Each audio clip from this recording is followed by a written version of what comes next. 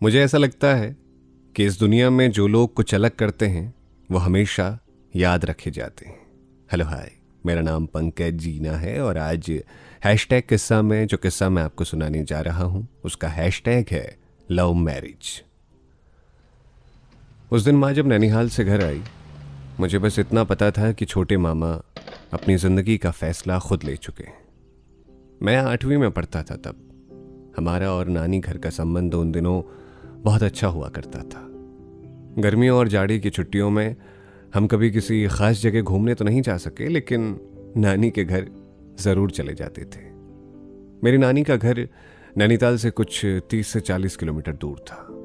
वहाँ पहुँचने में पूरे एक दिन का सफ़र लगता था। उन दिनों मोबाइल फ़ोन नहीं हुआ करते थे। जब हम नानी के घर जाने का प्लान करते तो वो उनके लिए एक सरप्राइज़ की तरह हुआ करता था।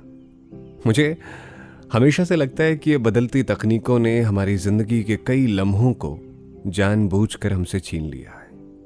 नानी जब अपने घर के आंगन में बैठी हुई हमें दूर से अपने घर की तरफ आते हुए देखती तो अपने माथे पर एक हाथ टिकाकर अपना चश्मा ठीक करते हुए पहचानने की कोशिश करती।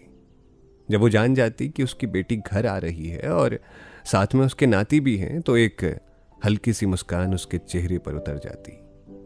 हमारे लिए नानी का घर अपना घर था, लेकिन इस बीच में कुछ चीजें बदलने वाली थी।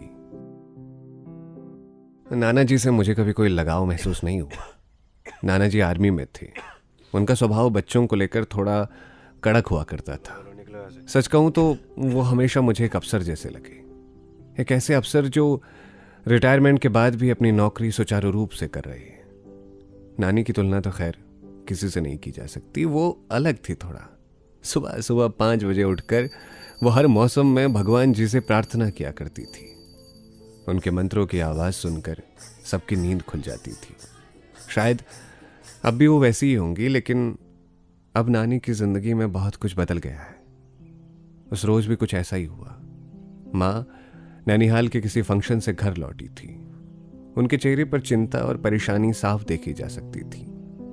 मैं माँ को कभी परेशानी में देखता हूँ तो वजह पूछ लिया करता हूँ। उस दिन मैंने माँ से पूछा तो माँ कहने लगी कि कुछ नहीं हुआ रे, बस थोड़ा तेरी नानी को लेकर परेशान हूँ। मुझे लगा नानी बीमार होंगी, क्योंकि अक्सर मैंने उन्हें परेशान देखा था। फिर माँ ने खुद ही कुछ देर में बताना शुरू किया, अरे तेरे मामा लव मैरिज कर रहे हैं, वो भी घर वालों के खिलाफ जाकर। हमारे परिवार में उन दिनों लव मैरिज को लेकर कोई कॉन्सेप्ट नहीं आया था। इसे फिल्मों में देखना तो सबको पसंद था, लेकिन अपने घर में प्रेम विवाह कोई सहन करने को तैयार नहीं था। माँ बता रही थी कि उसने और बाकी के बच्चों ने माँ बाबा के कहने पर जहां कहा बिना देखे हाँ कह दी। फिर ये घर का सबसे छोटा बेटा अपने मन से फैसले कैसे ले सकता है? हम समाज और बिरादरी में क्या कहेंगे? बहुत बदनामी होने वाली है रे हमारी। समाज को लेकर ना मेरा हमेशा से इग्नोर करने वाला नजरिया रहा है। इसके पीछे बहुत सी वजह हैं, लेकिन उस दिन मुझे मामा का लिया फैसला बिल्कुल सही लग रहा था।